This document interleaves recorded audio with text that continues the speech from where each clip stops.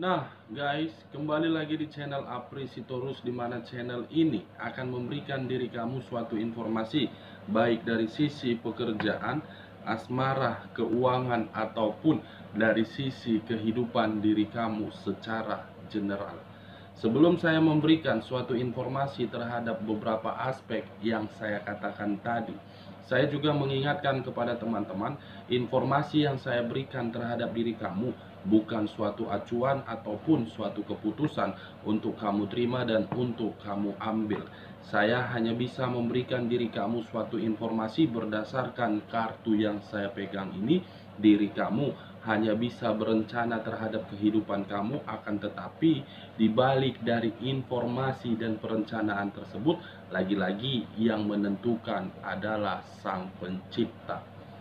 Sebelum saya mengambil satu persatu kartu yang saya pegang ini, saya juga mengingatkan kepada teman-teman apabila ketemu dengan channel saya agar menekan tombol subscribe-nya dan menyalakan loncengnya, supaya next video saya lebih semangat untuk memberikan suatu informasi ataupun suatu gambaran terhadap sisi energi yang kamu miliki. Kita langsung saja guys terhadap kartu yang saya pegang ini, karena memang untuk saat ini saya akan mengambil satu topik di mana topik ini ada kaitannya terhadap pihak ketiga.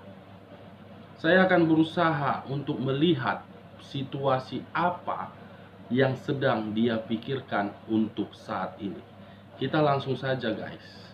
Saya akan mengambil beberapa kartu, di mana kartu yang akan saya ambil nanti bisa saja bersifat resonate, bisa saja tidak bersifat resonate.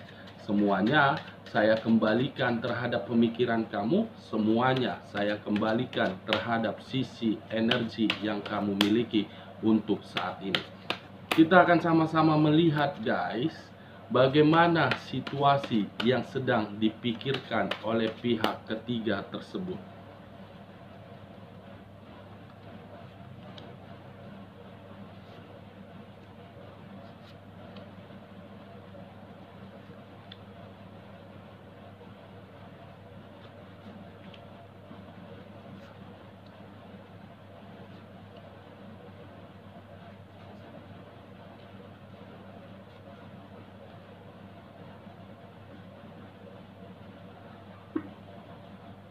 Nah guys, kita langsung saja terhadap kartu di depan saya ini. Situasi apa yang sedang dipikirkan oleh pihak ketiga untuk saat ini?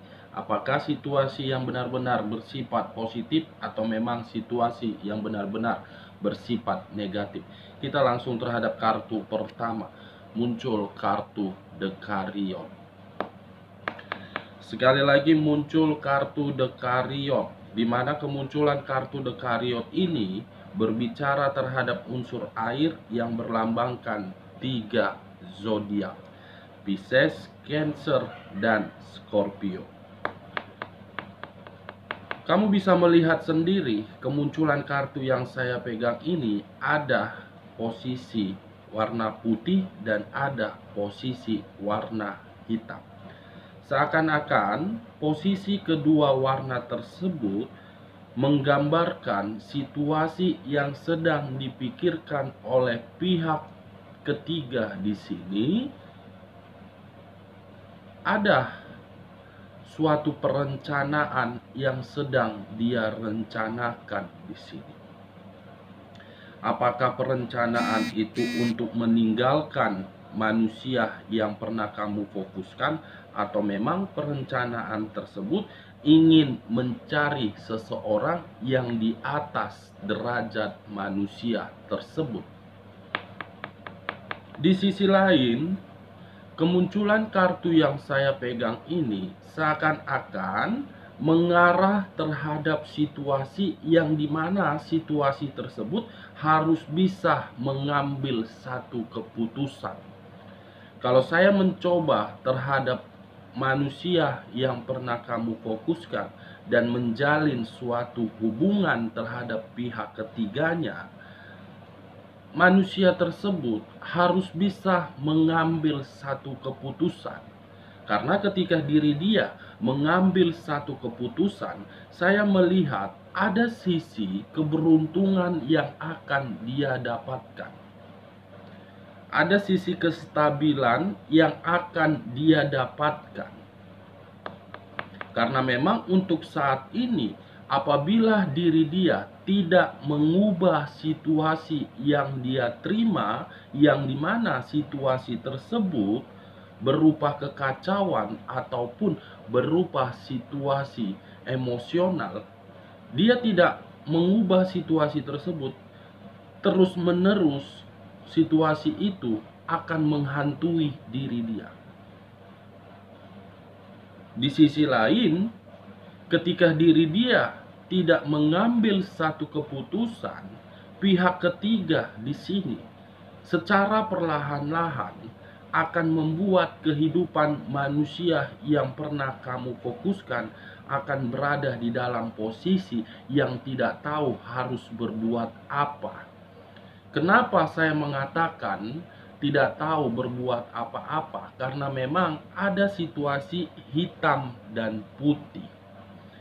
Ingin mengakhiri tidak mampu, ingin mempertahankan diri dia hanya mendapatkan suatu pertengkaran. Di sisi lain, kemunculan kartu yang saya pegang ini dan saya mengarah terhadap pemikiran pihak ketiga. Ada sisi keberuntungan yang sedang dia nikmati. Ada sisi kenyamanan yang sedang dia rasakan. Ada sisi kemakmuran yang untuk saat ini bisa dia banggakan. Karena memang manusia yang berdampingan terhadap diri dia, seseorang yang memiliki suatu materi yang benar-benar sangat mapan. Bisa dibilang dalam kategori hubungan tersebut hanya sebagai ajas manfaat karena memang energi tersebut sangat bodoh untuk dimanfaatkan. Sangat mudah untuk ditipu daya.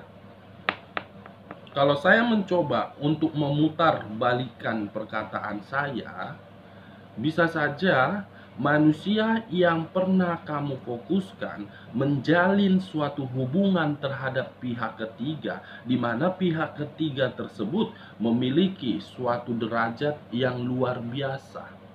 Derajat luar biasa tersebutlah yang menjadi faktor utama kenapa manusia tersebut lebih meninggalkan diri kamu dan mementingkan pihak ketiga tersebut. Ini dia guys, kemunculan kartu ini saya kaitkan terhadap hal positif dan hal negatif dan terhadap perkataan yang saya putar balikkan. Bagaimana kartu di bawahnya? Muncul kartu Four of Pentacles.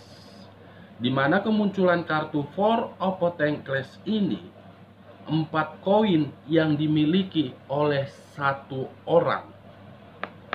Di mana ketika satu orang ini memiliki 4 koin tersebut, 3 koin berada di kedua kaki, 1 koin berada di atas kepala. 3 koin yang berada di kedua kaki tersebut saya kategorikan ada situasi yang membuat satu energi dari kedua belah pihak merasa sangat tersiksa. Ada situasi yang membuat kondisi keuangan dari kedua belah pihak terhadap satu energi sedang berada di dalam ketidaknyamanan. Di mana ketidaknyamanan itu membuat energi lain sedang di atas awan, sedang membuat satu energi lagi benar-benar sangat merana. Satu koin yang berada di atas kepala saya kategorikan suatu batin yang ingin mendapatkan suatu kebahagiaan. Ketika satu batin ini ingin mendapatkan suatu kebahagiaan tetapi tidak mendapatkan suatu respon yang benar-benar sesuai dengan keinginan dia. Ini dia guys. Kedua kartu yang saya pegang ini sudah cukup jelas untuk menggambarkan situasi apa yang sedang dipikirkan oleh manusia yang telah merebut kebahagiaan kamu atau pihak ketiga. Untuk saat ini, ada sisi keberuntungan yang sedang dia nikmati, di mana sisi keberuntungan yang sedang dia nikmati membuat energi yang berdampingan terhadap diri dia menerima suatu kata tersiksa, suatu kata tertekan, suatu kata merana, suatu kata ketidakstabilan. Wow, enak banget pihak ketiga di sini. Telah merebut kebahagiaan kamu dan saat ini dia pun membuat manusia yang pernah kamu fokuskan benar-benar situasinya sangat kacau. Kita lihat bagian keduanya.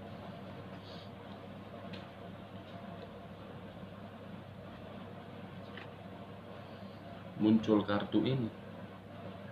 Kartu yang berbicara terhadap seseorang yang memegang beberapa tongkat, di mana ketika seseorang ini memegang beberapa tongkat, ada suatu beban yang begitu sangat besar yang saya lihat. Sangat besar beban ini, guys. Seakan-akan ikatan tersebut mengharuskan manusia itu memberikan suatu kesempurnaan.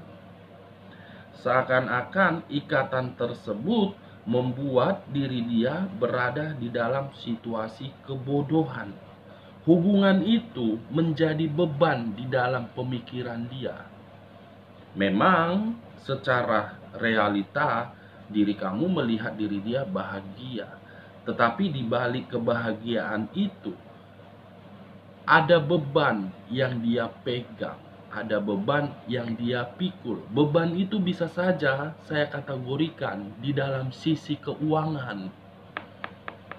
Sisi keuangan yang terkuras, sisi keuangan yang dimanfaatkan, sisi keuangan yang membuat pihak ketiga stabil. Pihak ketiga hanya mencari segala sesuatu yang dimiliki oleh manusia tersebut, bukan mencari dari sisi perasaan. Sekalipun sisi perasaan, karena memang dia ingin mendapatkan suatu keberuntungan. Di balik dari perasaan itu, tujuan dia cuma satu, mengangkat derajat dan mencari suatu kestabilan. Ini dia, guys. Kalau saya menutup kartu ini, bagaimana kartu di samping ini? Muncul kartu ini. Seseorang yang memegang sesuatu, apakah tongkat atau pedang, yang dimana ketika seseorang ini memegang sesuatu terhadap kedua tangannya, seakan-akan kata tongkat itu memberikan diri dia suatu pertahanan. Tetapi ketika pertahanan itu dipertahankan, ada sisi perlawanan yang ingin diberikan dari hubungan tersebut. Tongkat dan pedang, turun naik, mengakhiri, tidak mampu, ketika diakhiri ingin mempertahankan hubungan yang gak ngerti saya maksudnya apa. Sudah menyadari diri dia hanya sebagai ajas manfaat, sudah menyadari keuangan dia sudah dimanfaatkan, sudah menyadari diri dia dibodoh-bodohi, tetapi dia belum mampu untuk keluar dari situasi tersebut. Dia sudah menyadari hubungan itu hanya sebagai beban, tetapi dia masih saja mempertahankan pihak ketiga. Wow, wow, wow. Pihak ketiga sangat licik, merebut kebahagiaan kamu, mengendalikan dan mengolah situasi pemikiran manusia tersebut. Hubungan yang hanya berputar-putar, tidak bahagia, dibilang bahagia. Tidak nyaman, dibilang nyaman. Dibilang makmur, padahal tidak makmur. Gak ngerti saya, guys. Saya mencoba untuk melihat hubungan itu hanya sebatas materi, bukan perasaan. Kita lihat kartu selanjutnya. Muncul kartu Knight of Cups. Di mana kemunculan kartu Knight of Cups berbicara terhadap sisi hubungan asmara yang baru. Dengan kata lain, saya tidak tahu ini apakah pihak dari manusia yang pernah kamu fokuskan mencoba menjalin suatu komunikasi terhadap orang di luar dari hubungan tersebut secara intens, atau memang pihak ketiga di sini sedang menjalin suatu asmara baru terhadap orang lain, di mana hubungan asmara ini sudah terjalin hanya untuk mencari seseorang yang bisa membantu, yang hanya bisa mengangkat situasi derajat.